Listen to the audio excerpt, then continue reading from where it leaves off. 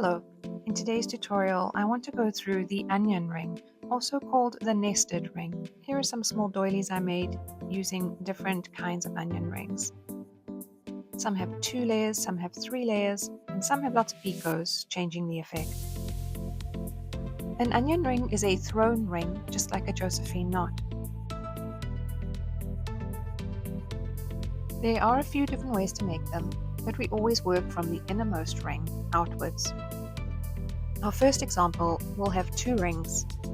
The inner ring is worked first, and the second ring is then worked in the same direction. We do not reverse our work at all in this example. In the second example, we will look at a 3-layered onion. Once again, we start with the inner ring, then we reverse our work for the second ring. Reverse again, and finally, as another option, I'll show how you can use a chain as a layer in your onion ring. We begin by making that inner ring as just a normal ring with 6 double stitches on each side.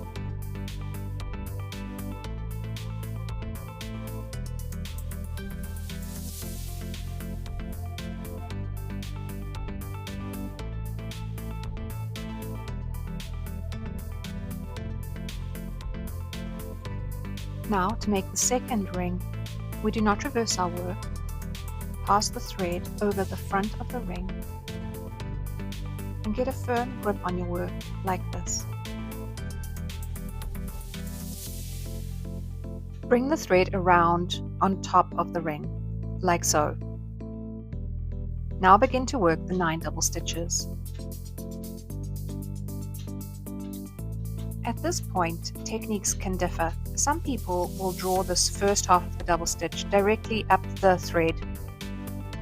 I like to pass the entire ring through that loop, following the direction of the shuttle thread, as I find it makes a neater, flatter onion ring.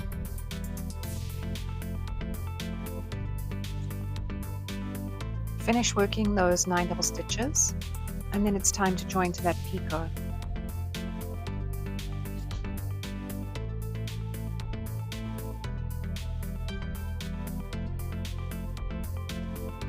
The join is very important. You might think we would grab that closest thread to join to the ring before it. However, if we use that thread, we will lock the ring and won't be able to close it. We need that bottom thread to be able to pull smoothly. So we reach under that thread and grab the other thread, and we pass our shuttle through that loop.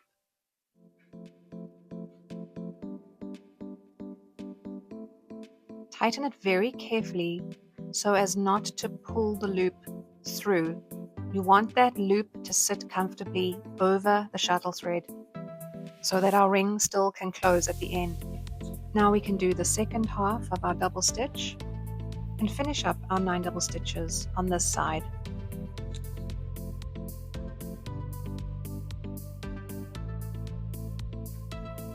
To close, you want to carefully hold everything in place. And be very careful with your tension, as if you pull it too tight, it's very hard to loosen. You want it to sit flush with the ring before it.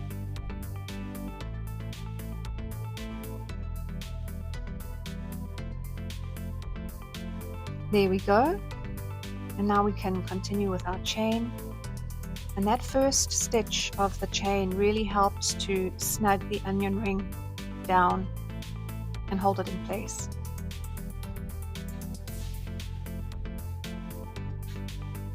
So that's the first example I have for you of the onion ring. Now we're going to do one with 3 layers. Start out in the exact same way and do a regular ring with 6 double stitches on each side.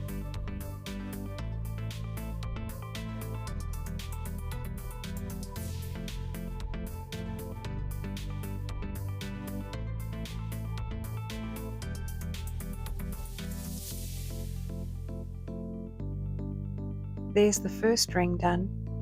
Now we reverse our work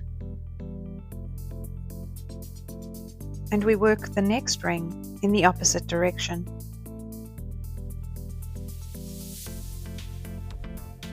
Set up your ring like before your thread across the front of the previous ring.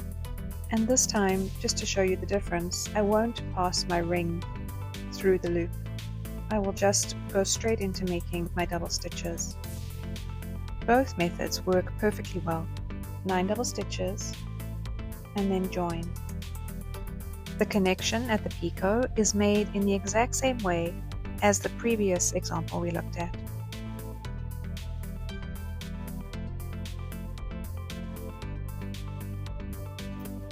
Now in this example, we also need to add a picot so that we can connect our third round to the second round. So after the join, when you make the second half of the stitch, leave a tiny space.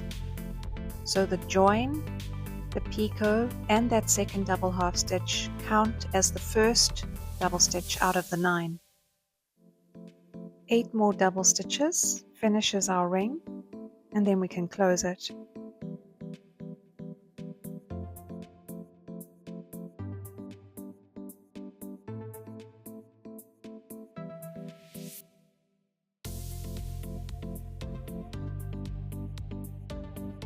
Then we can reverse our work again and get to work on our third layer.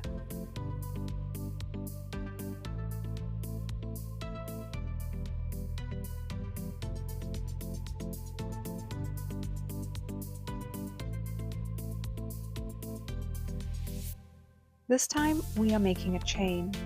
6 double stitches, picot, 4 double stitches, picot, 3 double stitches. Takes us to the top of the onion ring.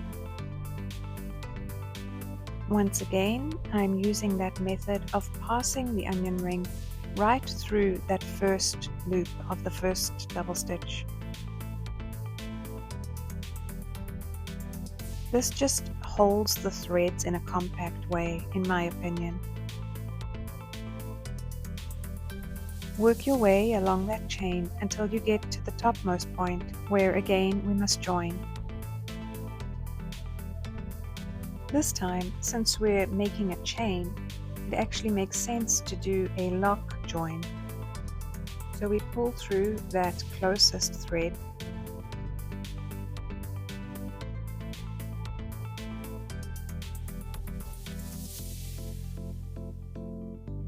now before we close it, we must make sure that those chain stitches are packed snugly together so that they hug the layer beneath it. Once we are confident that they are packed tightly, we can lock in that join and then continue down the other side of our chain.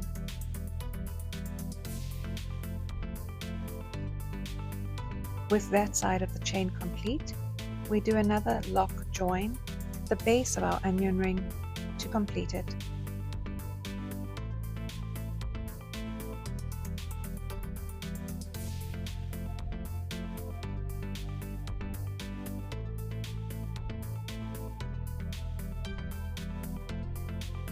Again, before you lock that join, make sure your chain stitches are pushed up snugly against each other so you get a perfect fit on your onion ring.